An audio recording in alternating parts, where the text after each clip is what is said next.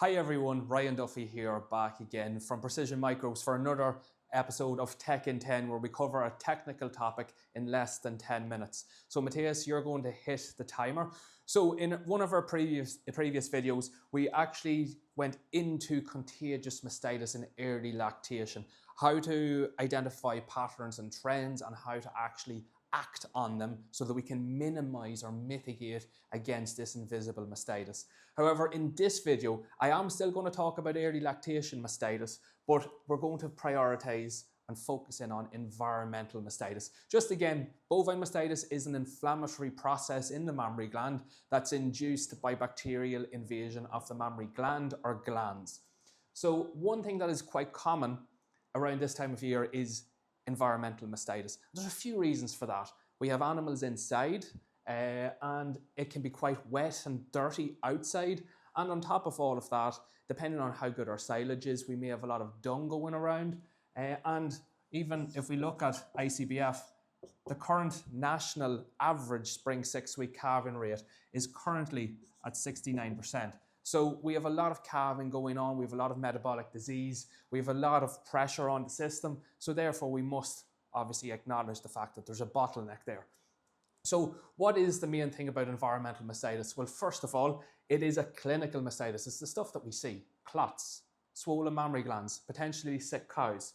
And where is it coming from? It's coming from the cow's immediate environment. And generally speaking, we're going to be talking about the likes of cubicles here.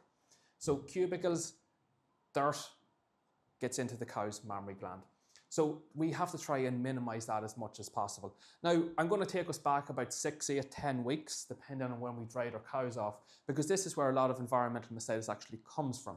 So we would have dried off back here, and you can see during the dry period, there's 2 massive risk periods for environmental mastitis to actually invade the mammary gland. Immediately after dry off, and that's roughly for the first 10 to 14 days after drying off.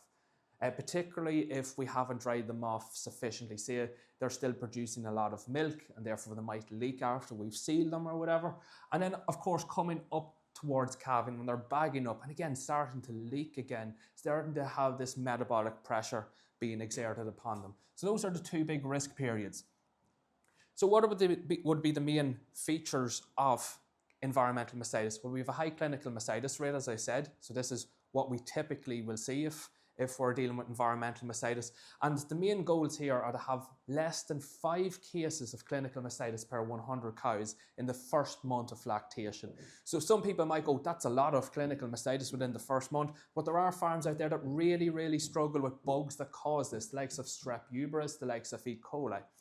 Now, there would also be a high recent infection rate on your milk recording. Again, really important. Anything over 7% means we have something that's either spreading within the herd or spreading amongst the herd. So is it a contagious or is it an environmental side of things? So it does kind of help us to know that something is going on at that particular moment in time. If we look at a dry period on our milk recording, we'll also have a high new infection rate. So how you actually ascertain that is there over 10% of cows that had a failed dry period? Is there over 15% of heifers that had picked up an infection during their equivalent of a dry period? Maybe because we had them on slats, or maybe they weren't lying on cubicles, or whatever the case may be. Typically, it's occurring inside. Although if it's wet outdoors, particularly around breeding time, we can get issues. There doesn't seem to be as much of an age association with this as there would be with contagious mastitis, which is often associated with older cows infecting younger stock. Although this is associated with higher yields and potentially leaking cows as well. Any sort of issues with milk fever, ketosis, these metabolic diseases, they really increase the likelihood of animals being exposed to these pathogens and being very susceptible to these pathogens. So milk fever, ketosis, those metabolic diseases, we must keep them away at all costs. And of course, the likes of retained cleanings is also going to act as a wick, so we definitely want less of that. If we have teat congestion in the very early lactation, that could also leave the teats open for a wee while longer than would occur naturally. And that would be seen as teats with a ring up here at the very top where they meet the mammary gland. And that's post-milking.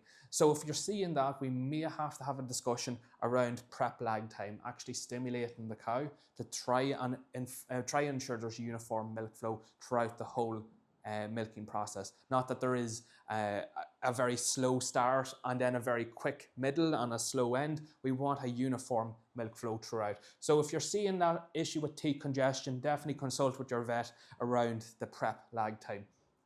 So again, how do we actually address this? What are the solutions? Now, we're not as reliant on milk recording here because this is clinical mastitis, but certainly taking a milk culture to identify the bug that you have. Maybe you have historical milk cultures that would be of value, or some lab reports that would be of value. But of course, knowing what you're dealing with right now is important.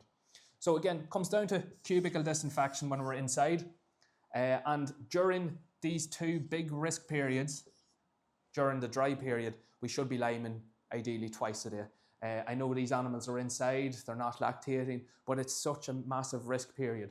If we're going down to once a day liming in this area, that's probably going to be fine, but we should be prioritizing these 2 areas. And that's often where a lot of external teat sealants will be utilized and stuff like that because animals are bagging up. Cow hygiene, make sure that our cows are nice and clean, particularly around the tails, make sure they're clipped. And if there's any others that are kind of keeping caked feces on them, we should be singeing the hair there. Scrapers, again, during this period, they should be going every 3 to 4 hours. Every 3 to 4 hours, so 6 to 8 times per day. Again, it's just to try and minimize the amount of fecal matter that is around, even if animals are on slats. Collecting yards, pre-milking and post-milking collecting yards. It's a great place for animals whenever they're coming up to breeding to be jumping and to stress themselves out, and that's where a lot of fecal matter will get thrown around the place. So making sure that they're clean at all times. It's a lot easier said than done, but at the same time making sure that they're clean beforehand. Animals that are after being milked, they should be standing for 30 to 45 minutes, completely standing. And that is because the teats are actually open for the best part of an hour post-milking. So even though we've put on our post-milking teat disinfectant and everything, the teats are still potentially wide open.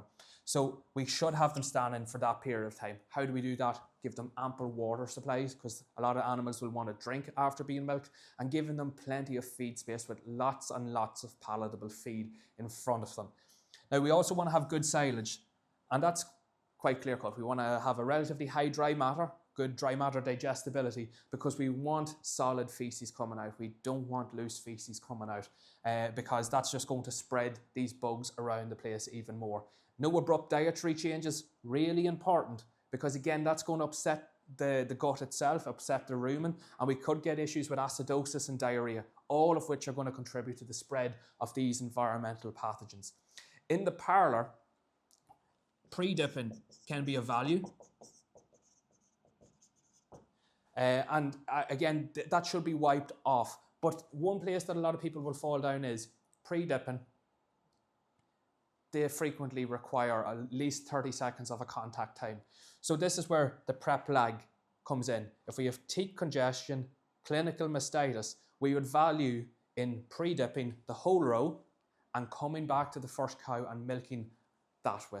And that's essentially going to give cows plenty of time to be prepared to let down their milk. It's going to give enough time for the pre-dip to work, and it's going to minimize this teat congestion, which means they'd have to stand for longer. So it all makes sense. It's all in the same cycle, in the same train of thought. So that's pretty much environmental mastitis. It's mainly caused by strep uterus and E. coli.